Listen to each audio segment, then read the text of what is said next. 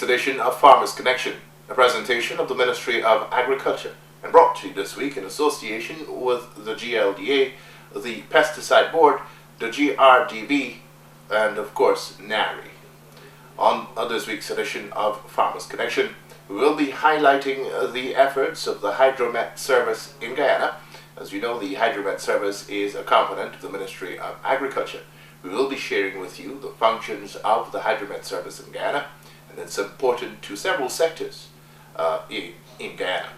Of course, the agriculture sector is one important sector that depends on information derived by the experts there in the Hydromet office on Brick Dam and the weather station at Timeri.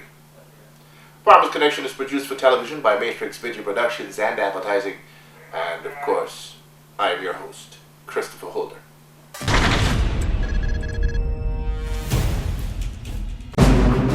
Farmers and householders, pesticides and other chemicals used on your farms, gardens, and in your homes are dangerous and can result in death or serious injury if mishandled. It is important to ensure that all pesticides and toxic chemicals be secured in a locked cabinet away from children. Never store pesticides in the same space as food, animal feed, or other supplies. A message from the Pesticides and Toxic Chemicals Control Board. An important aspect of the GRDB's 6 steps to a successful rice crop is the use of balanced nutrition. One part of this practice includes the incorporation of mixed fertilizers such as the NPKs or separately as TSP and muriate of potash. This is done after the first cut during the dry period. If conditions does not allow for application on dry soil, then the next best time is before leveling.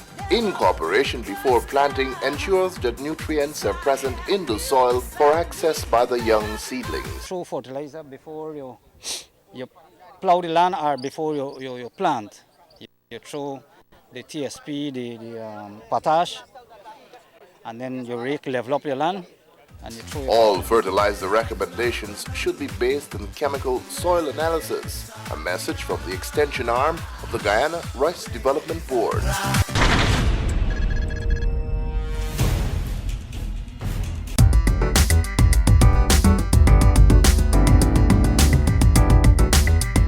Hydromet's mission is to observe, archive, and understand Guyana's weather and climate and provide meteorological, hydrological, and oceanographic services in support of Guyana's national needs and international obligations.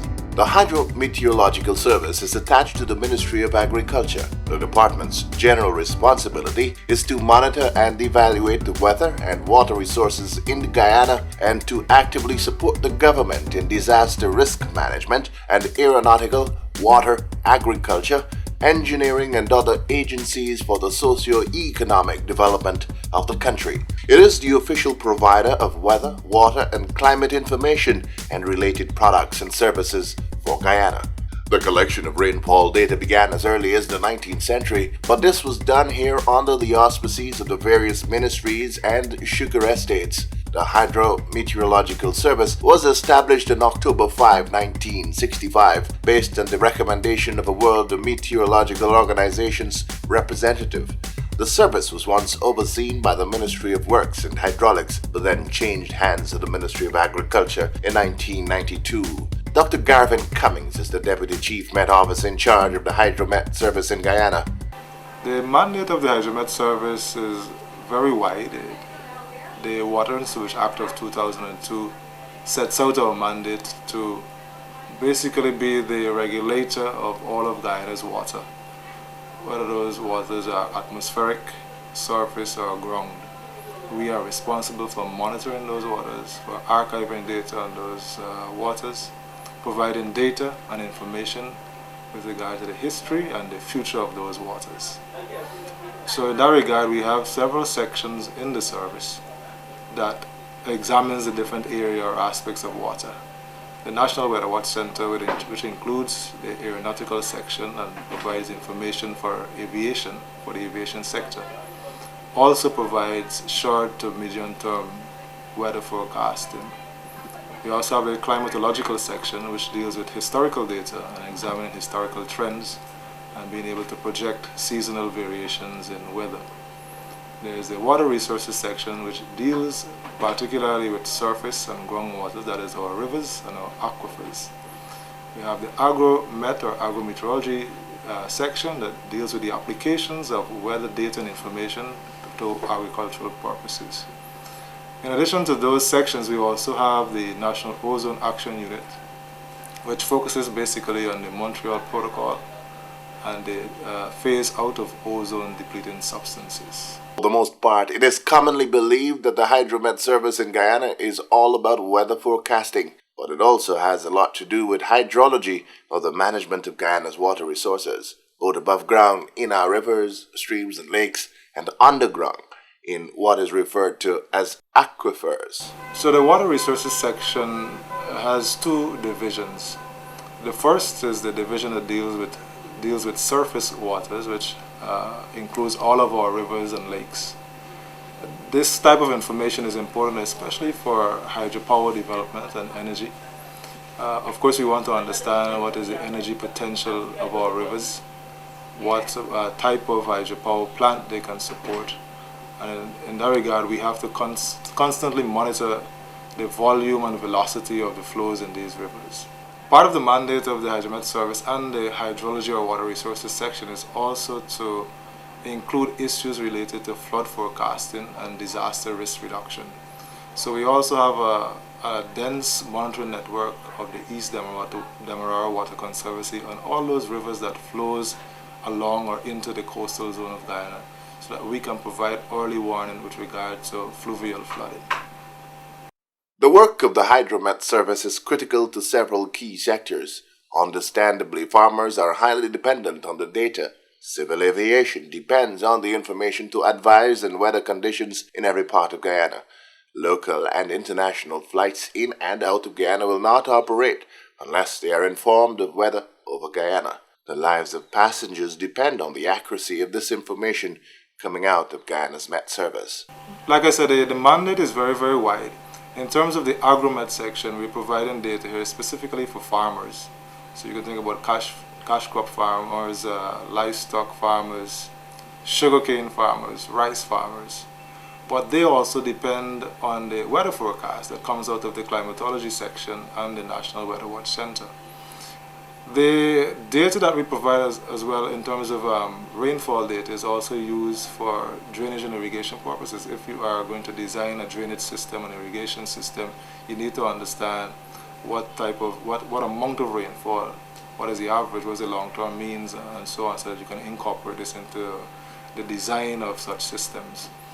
The National Weather Watch Center, or the aeronautical section, provides data and information and forecasts for the aviation sector. We provide data for all aviation operators in Guyana, and this data is transmitted internationally as well for international air travel. So the data or the information that we provide is not only for local stakeholders, but we also have international stakeholders. The historical data that we provide is also used for climate change analysis. The daily observations that we do, they are assimilated into global models to provide forecasts for the different regions of the world, and that data is also used to provide forecasts for Guyana as well. So there's a whole broad spectrum of stakeholders that we provide data for.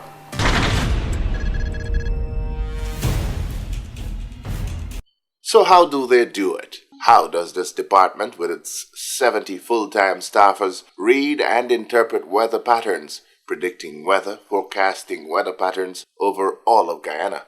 I took my cameras to the weather station at Timeri, where I was given a walkthrough of the equipment used and how the data is interpreted. First, we took a look at the weather monitoring equipment in what is referred to as the Meteorological Observatory, an open square used to monitor various aspects of the weather. Walking us through this area is Mr. Aaron McPherson, weather forecaster at the station. Okay, this square here is what we call the Meteorological Observatory. In the Meteorological Observatory, there are a number of instruments in which we use to measure different parameters. Say, for example, the temperatures. You have the sunshine, the amount of sunshine hours within the day. You have the rainfall, and also some wind information in terms of the direction and wind speed. As you can see, there are various instruments and we will go into them as we go one by one to explain what each one is and what it is used for.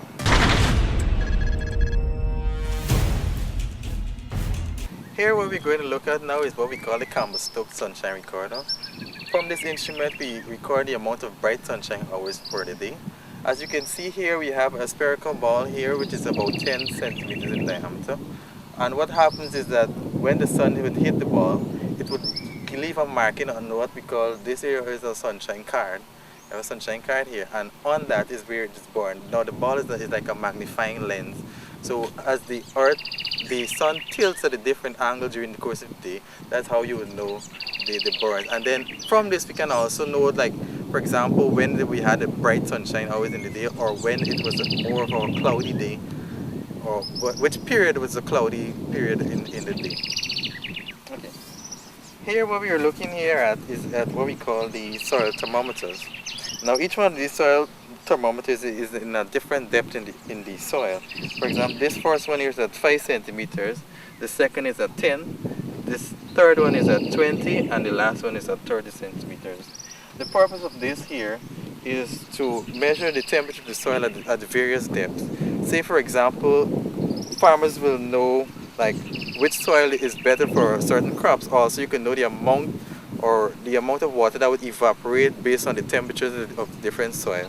So farmers would like to have this information in order to know exactly whether the amount of water they need to water their plants more or use less water for the various plants based on the type of crop that they have.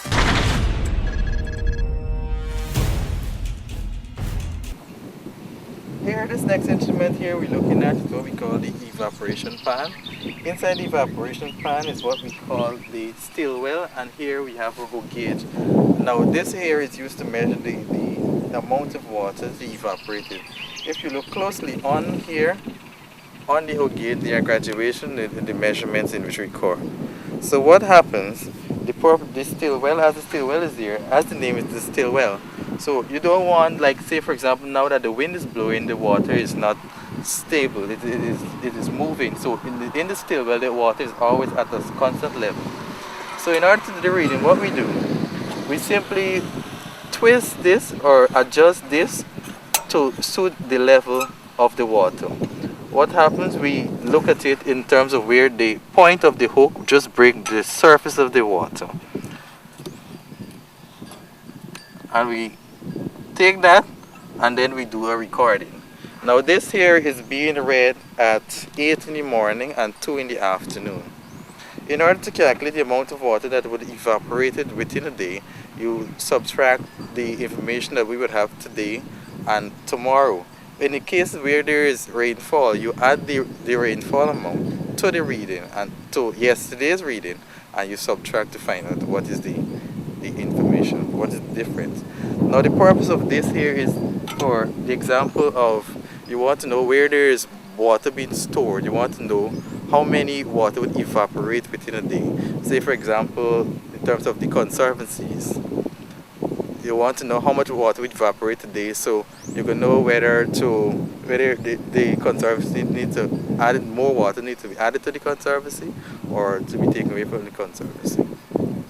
This here is what we call the 2 meters anemometer, and it what measures the speed of the wind actually. And what happens, as you notice it is on a rotating top. So as the wind hits the cups, it would rotate. And on here, if you look here, there are some readings here. So what happens when we record this information at 8 in the morning and at 2 in the afternoon, we use the information to calculate what was the speed of the wind between the period, within over the 24-hour period. So sometimes you will notice, depending on the wind flow, you would have it going very fast or going very slow. Sometimes it is reversed, the spin is rotated. So it's all depending on the flow of the wind to determine how the measurement is taken.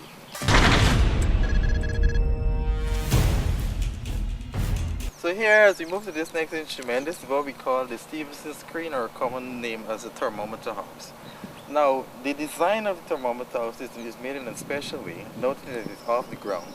The purpose is that you want to allow the free flow of air to go under and over and even through it. Notice the vent-like look. That is the purpose of having it to go, the wind to blow smoothly through. Also, in addition to keeping it off the ground, we want to avoid it.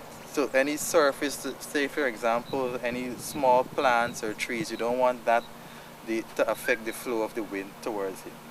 It is painted in white, and as it is to less reflective, less absorbent heat. So you don't want the color of it to affect the reading of the temperature.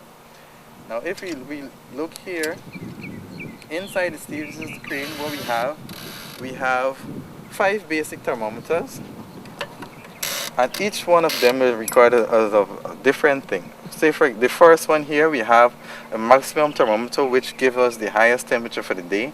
The highest temperature for the day is usually recorded at 2 in the afternoon. Then we have the minimum thermometer which refers to the lowest temperature of the day, and that is usually at 4 a.m. in the morning. Now here we have a dry bulb thermometer and a wet bulb thermometer. The dry bulb thermometer is to measure the dry air. You want to take out the effects of water being in it. And the wet one is where we factor in that water supply into it. The last one here, we have the grass minimum thermometer. The grass minimum thermometer is usually to measure the temperature at the top of the surface of it. Now, here we have here attached a Muslim wick. The Muslim wick is the purpose of the Muslim wick is to keep the thermometer always moist. Right, and notice each one of them are separated evenly, and some of them are tilted at an angle. The purpose of being tilted is that you don't want it to run back into the bulb of the thermometer. Okay, this here is what we call the manual rain gauge, and we have a number of stations around the country in which we have this here, and it is being recorded every day at 8 a.m. in the morning. That gives us a total a look of what would happen for the past 24 hours. Now, meteorologically, you notice that I'm saying 8 a.m. every day. Now, meteorologically, our day starts at 8 a.m. Now here, the rain gauge is also raised off the ground. The purpose is you don't want the surface of the earth to affect it.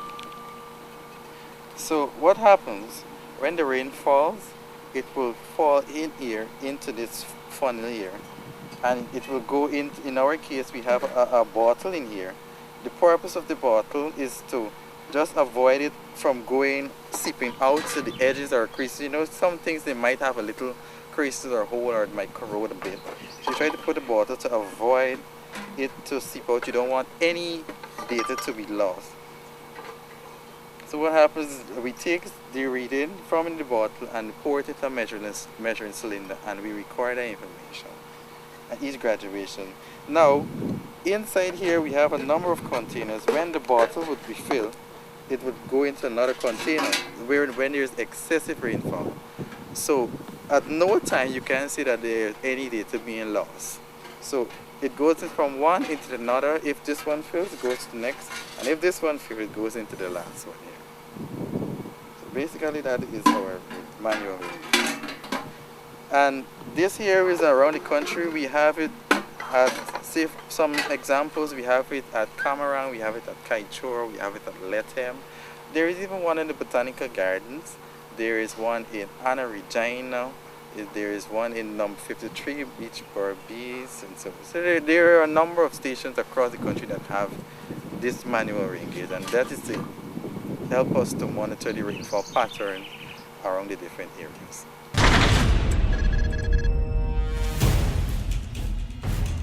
Inside the weather station, the data gathered from the observatory is analyzed and interpreted for communication to all stakeholders. The station is also responsible for weather forecasts, as is explained by Station Chief Meteorologist Lyndon Alves.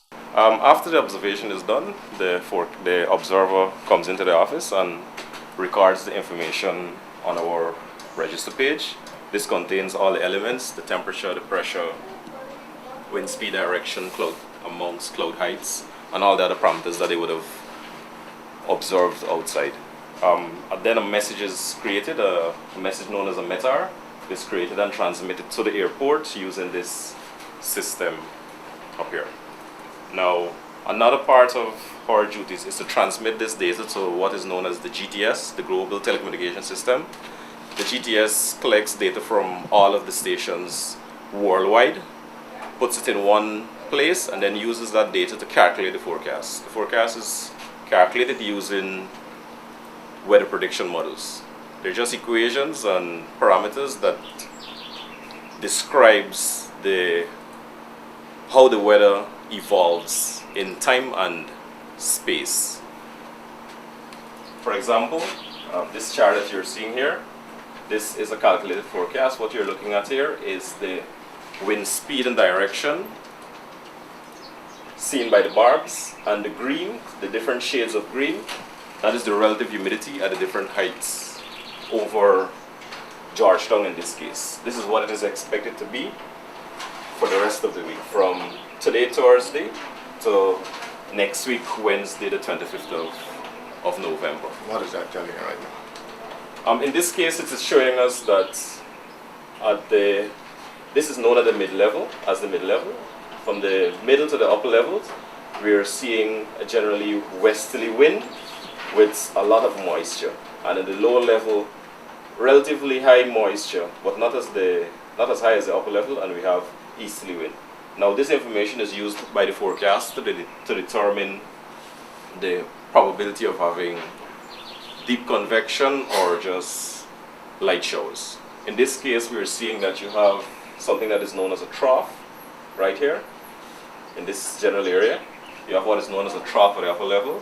So any little system, any little perturbation at the lower levels could result in deep convection over Georgetown for the rest of the week, at least until Sunday, which coincides with the forecast that we would have issued up to this morning. For the next couple of days, we're expecting mostly cloudy to overcast conditions with showers and possible thunder showers over at least the northern part of Guyana. Now, to see how this looks in real life, let's have a look at just about here. It's saying 12Z, so we're seeing that there's a lot of moisture in the entire column over Georgetown, and this will be representative in today's case, of the entire coastal belt. We have a little perturbation that passed us this morning, and you have a lot of moisture rather in the column. So that is reflected presently by what we're seeing here. This is the radar image.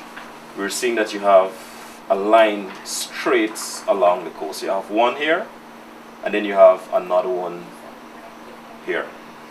So right now this would be just to the south of Georgetown along, let's say you're coming on the east bank. This would be just about Friendship, Land Canaan, that area. So we're seeing here that they would have had some showers in the last 15 minutes. In the case of Timeri, we had a light shower. You saw the observation time, we had a light shower. So that would have passed, and this line is coming towards us. So that is showing that with the moisture and the little forcing that we have in the lower level and the support at the upper level, it produced this feature that we are seeing, a line of convective clouds and accompanying precipitation.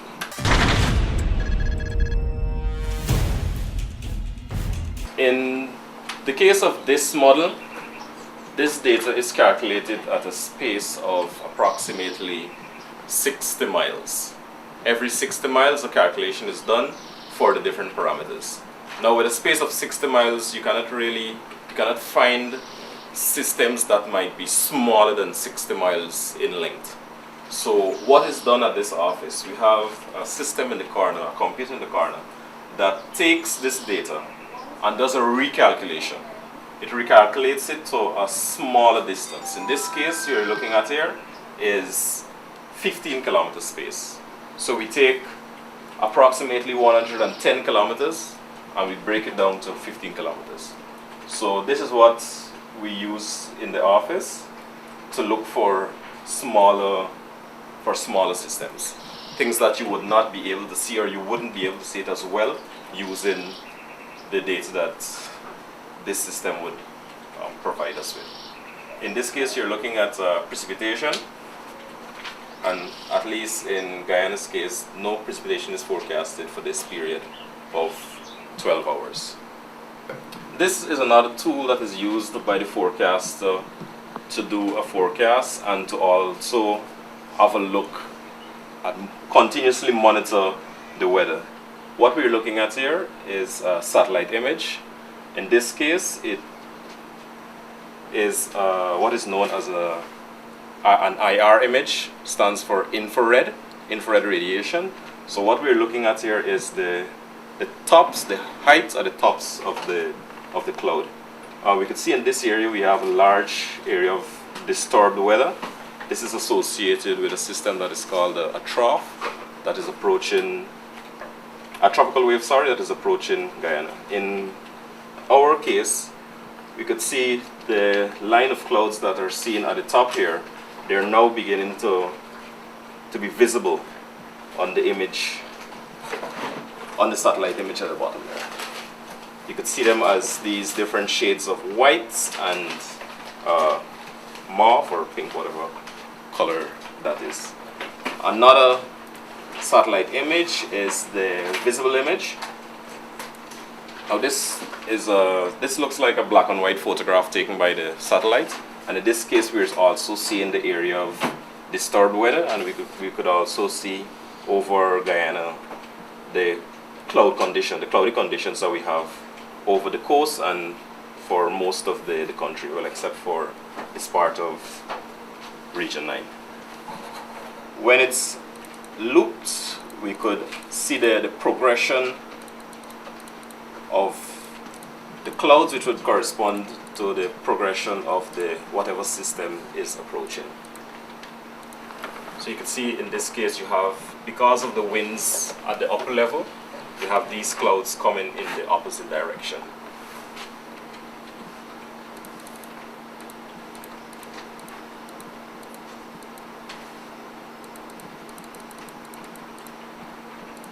This is a visible image, so during the night it would always show up as black. So you could actually see the difference between day and night. So as the sun rises, then we start to see the clouds over Guyana.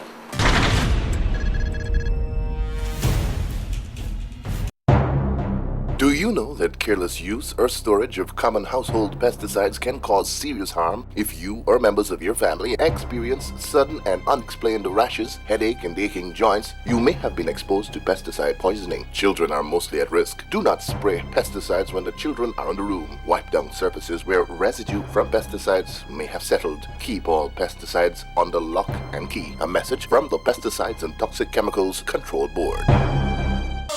An important aspect of the GRDB's 6 steps to a successful rice crop is the use of balanced nutrition. One part of this practice includes the incorporation of mixed fertilizers such as the NPKs or separately as TSP and muriate of potash. This is done after the first cut during the dry period.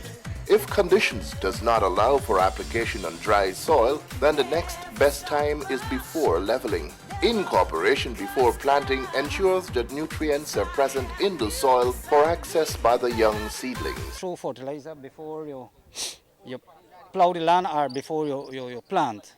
You throw the TSP, the potash, and then you level up your land. And you throw All fertilizer recommendations should be based on chemical soil analysis. A message from the extension arm of the Guyana Rice Development Board.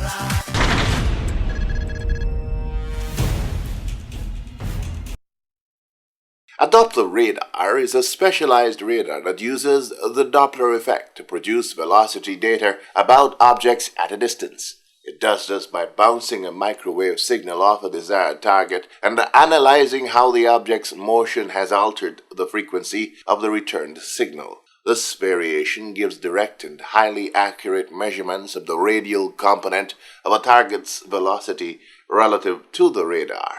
Doppler radars are used in aviation, sounding satellites, meteorology, police speed guns, radiology, and healthcare. partly because of its common use by television meteorologists in on-air weather reporting. The specific term Doppler radar has erroneously become popular with the use of radar used in meteorology. Most modern weather radars use the pulse Doppler technique to examine the motion of precipitation, but it is only part of the processing of their data. So while these radars use a highly specialized form of a Doppler radar, the term is much broader in its meaning and its applications. The Doppler radar in use at the weather station at Temari is a critical component of the hydromet's ability to forecast patterns and systems. Mr. Romain Koum is the telecommunications and electronics engineer at Hydromet. Here we have the Doppler weather radar, what it looks like inside. Up in the dome we can't go up there, but there's an 8.5 meter dish that is spinning at a high velocity and radiating electromagnetic wave. So the radar system is made up of basically 4 parts, which is the antenna unit upstairs. We have a transmitter unit, the receiver unit, and the control unit. So the whole process starts here. There's a magnetron in here that will generate a microwave. This microwave will be sent up in this tube up here and will be guided straight to the antenna, and there it is sent out into the atmosphere. This wave, when it hits anything in the atmosphere like raindrops, clouds or so, it will be reflected, and the reflected wave will come through the same guide and come into the receiver. In the receiver it is pre-processed, further processed and sent to the forecaster downstairs where you are seeing the images for their interpretation. The system is controlled over here because it's an integrated system. There's a lot of different systems came together to make this possible. So all the controls happen on this end. And just to put into perspective, this little carrier you see here, this is the GDRX, which is the main processor. This little carrier is $11 million. Just to do so. Alright. And to come over this side, well, to keep power going, we have some UPS, some massive UPS here in the case of failure from GPL. So this will keep it running until our automatic generators kicks in to keep it running.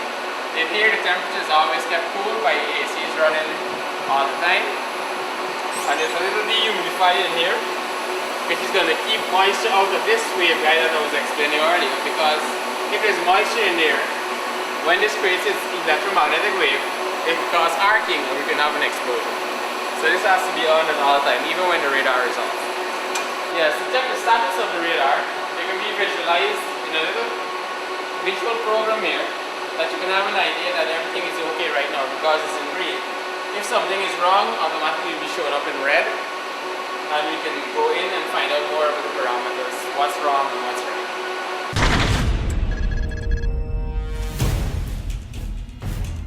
Before leaving the weather station, Station Chief Lyndon Alves walked us through some of the exhibits on display on the long climb to the Doppler system control room. This is just some old equipment that was used before.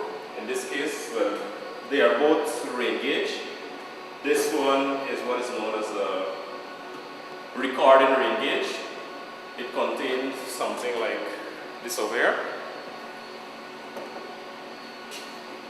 A drum, a spinning drum with a chart on it that would move something like the ECG. So it would show you the amount of rainfall in time. So from that you could calculate rainfall rates, how much rainfall you had in a specific period.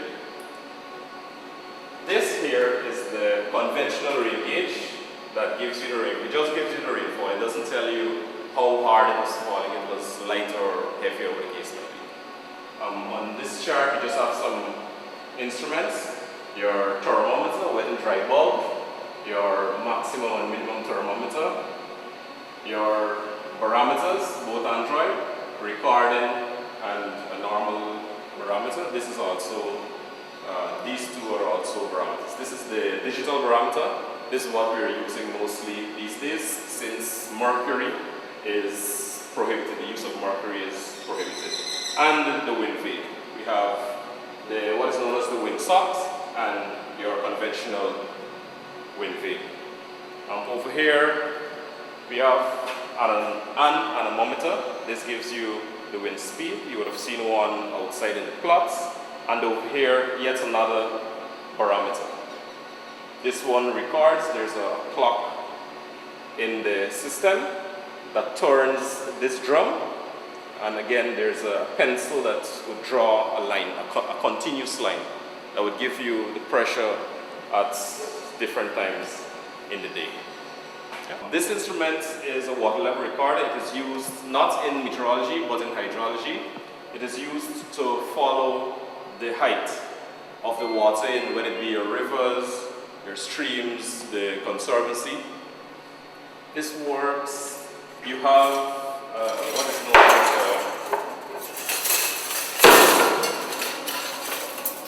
a weight and float. This goes on this wheel here.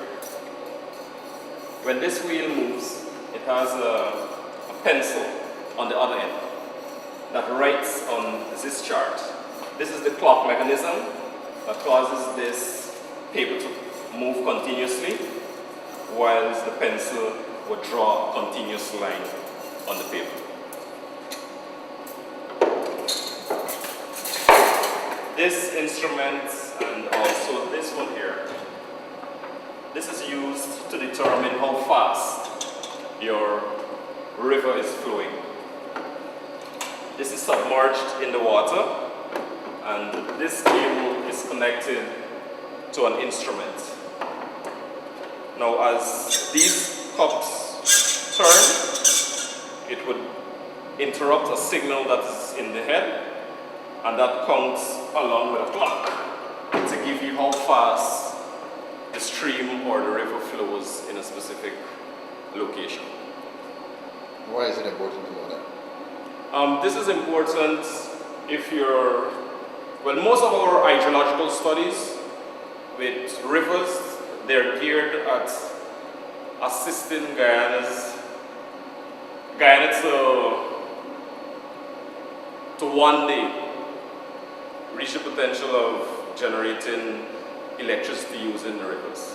In other words, having hydropower in Guyana.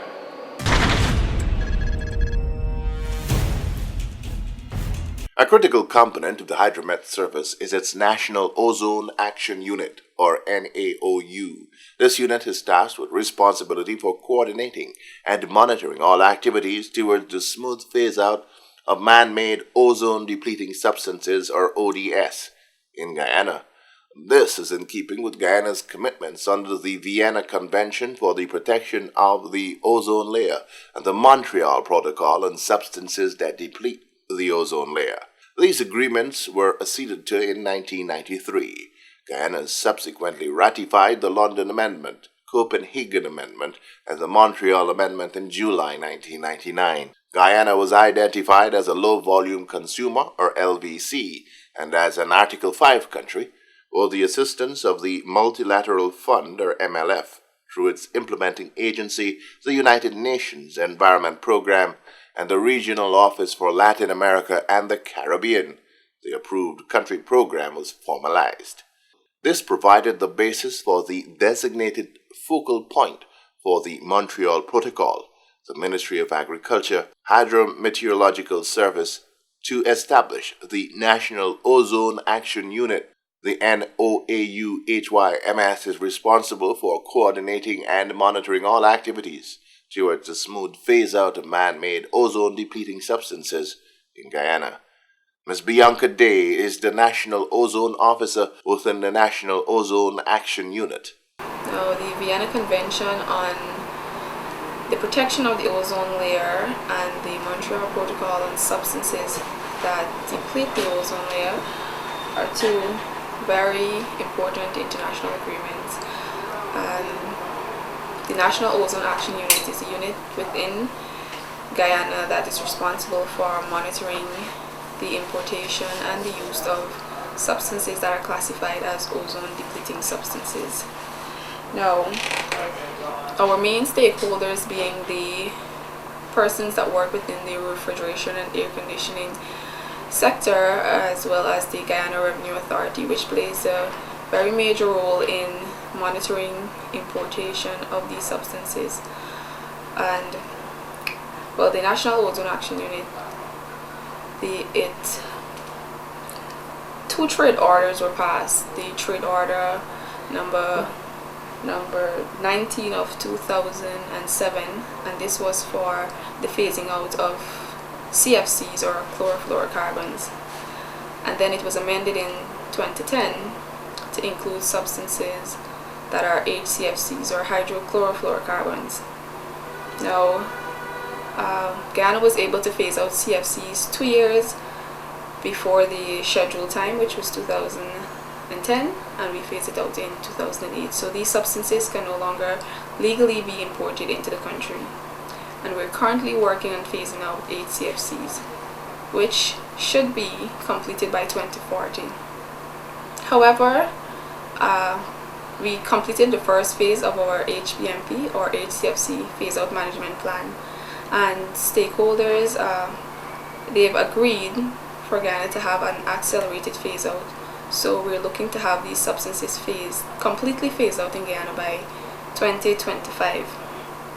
Now, how the phase out works, on an annual basis, we have a quota system, which is the maximum allowable amount that could be imported for the year.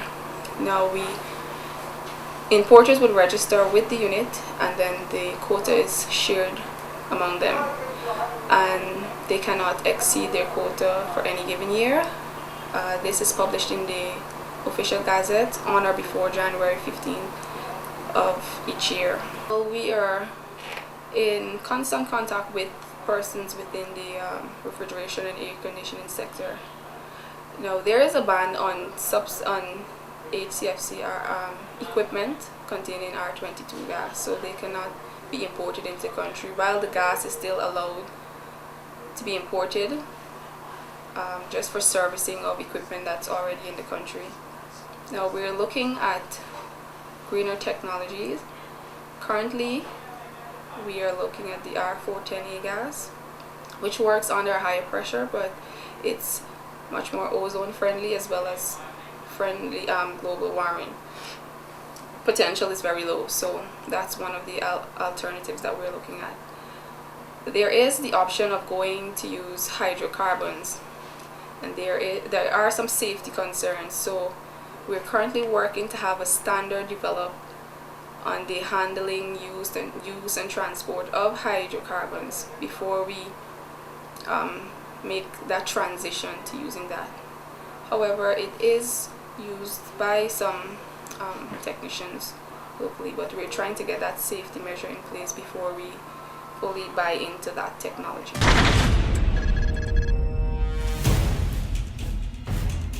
According to the deputy head of the Hydromet Service, Dr. Cummings, the data recorded over the last decade shows distinct changes in rainfall patterns, both in terms of intensity and timing as it relates to the two seasons. Locally, what we've been observing in terms of weather, we have seen that there's an increase in short duration, high intensity rainfall events.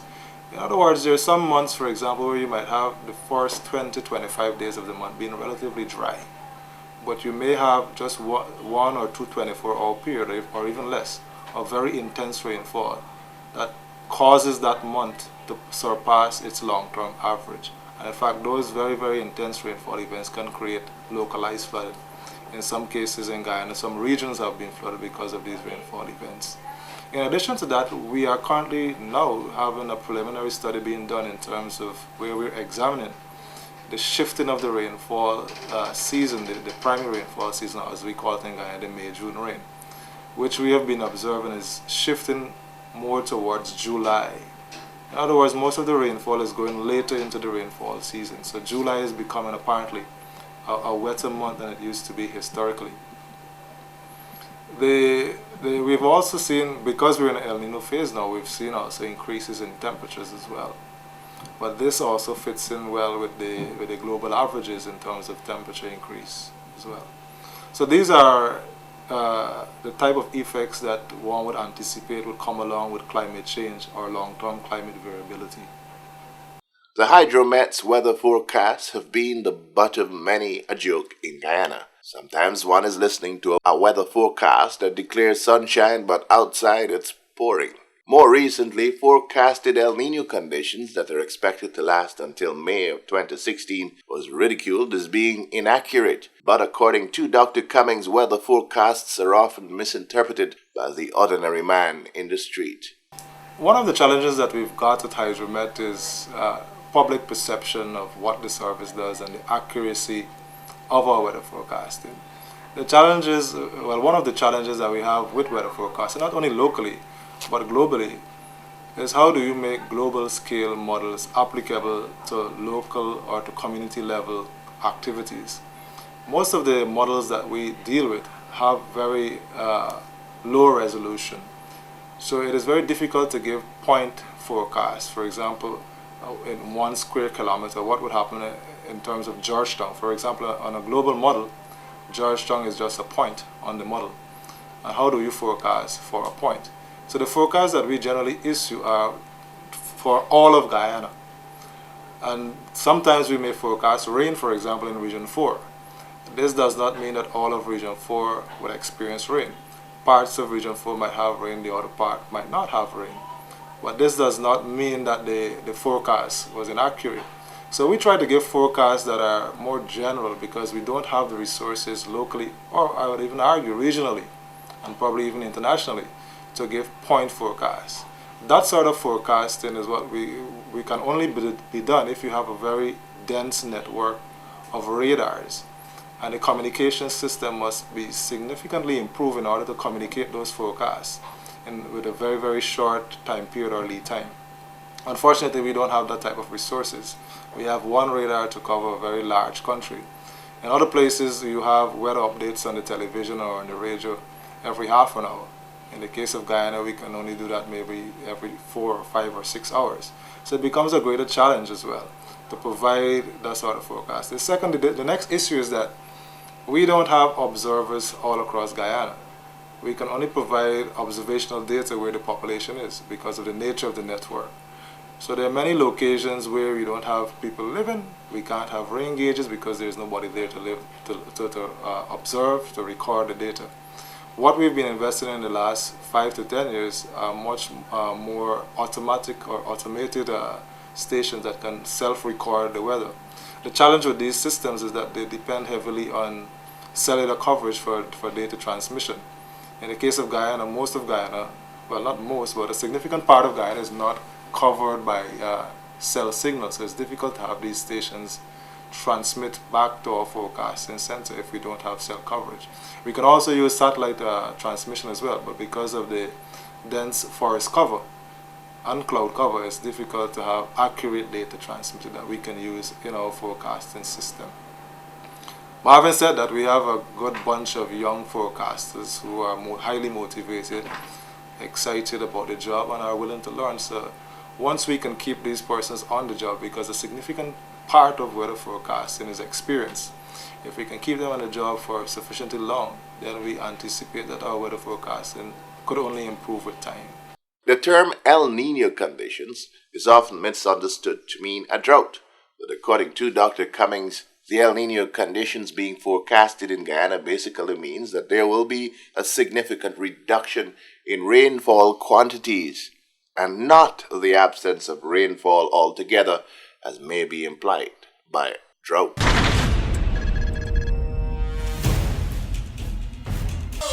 An important aspect of the GRDB's 6 steps to a successful rice crop is the use of balanced nutrition.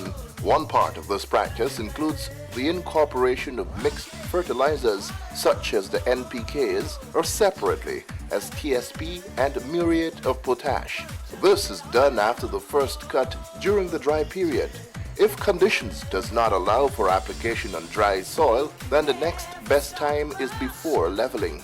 Incorporation before planting ensures that nutrients are present in the soil for access by the young seedlings. Throw fertilizer before you plow the land or before you plant. You throw the TSP, the potash, and then you level up your land. and you throw it. All fertilizer recommendations should be based on chemical soil analysis. A message from the extension arm of the Guyana Rice Development Board. Farmers and householders, pesticides and other chemicals used on your farms, gardens, and in your homes are dangerous and can result in death or serious injury if mishandled. It is important to ensure that all pesticides and toxic chemicals be secured in a locked cabinet away from children. Never store pesticides in the same space as food, animal feed, or other supplies. A message from the Pesticides and Toxic Chemicals Control Board.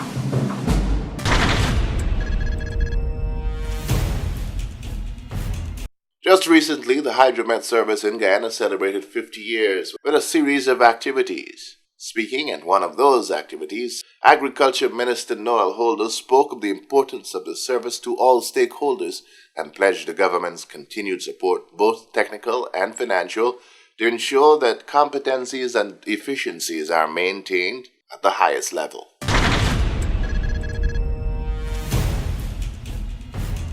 Well, that's all the time we have on this week's edition of Farmers Connection, a presentation of the Ministry of Agriculture, and brought to you this week in association with the GLDA, the Pesticide Board, GRDB, NARI. I'm your host, Christopher Holder. Farmers Connection was produced for television by Matrix Video Productions and Advertising, based in East Berbice. Until next time then, be good to yourselves and to each other.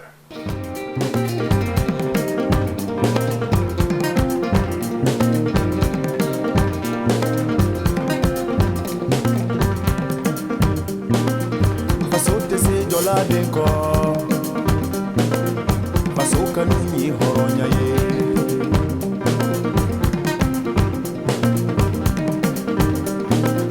Nimiko Mimanya